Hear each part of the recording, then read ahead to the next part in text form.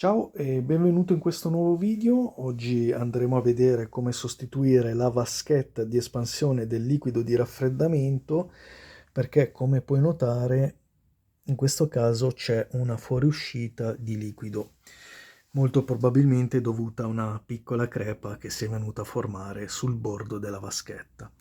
Quindi la andremo a sostituire con una nuova che già mi sono procurato e ora ti mostro. Eccola qui, con anche il relativo tappo. Quindi come prima cosa quello che farò sarà staccare i due tubi, uno e uno 2, poi vedremo anche di sostituire le relative fascette, poi andrò a colare il liquido che è rimasto nella vaschetta e vedremo poi se recuperarlo, oppure nel caso qui mi sono già messo a disposizione del paraflu up pronto all'uso per un eventuale rabbocco finale. E poi infine, togliendo queste due viti a testa esagonale dell'8, andremo a sostituire la vaschetta. Ovviamente questa operazione va eseguita a motore freddo, perché come ben saprai a motore caldo la vaschetta va in pressione. E niente, come sempre io ti invito, qualora ti facesse piacere, a supportarmi nella creazione di contenuti come questo, a iscriverti al canale attivando la campanella. Ma ora andiamo a sostituirla.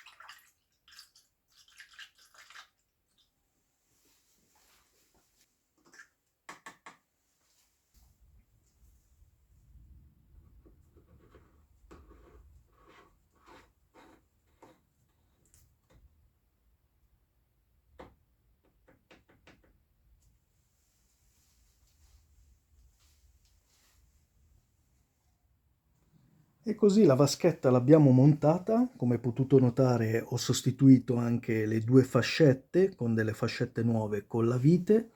Ho rabboccato con il paraflu up, quello di colore rosso, ovvero il suo originale, diluizione 50-50, ovvero quello idoneo per le regioni temperate. Niente che dirti, il lavoro è terminato. Ovviamente teniamo sempre sotto controllo l'integrità della vaschetta e del relativo tappo, perché il tappo insieme al paraflu mantengono innalzato il punto di ebollizione dell'acqua, fondamentale per tenere tutto l'impianto a piena efficienza e quindi preservare anche il motore. Detto questo, io ti ringrazio per la visione. Se vuoi vedere il video su come fare lo spurgo dell'impianto di tutto il circuito di raffreddamento, non devi fare altro che iscriverti al canale attivando la campanella, e io ti ringrazio nuovamente e ci vediamo alla prossima. Ciao!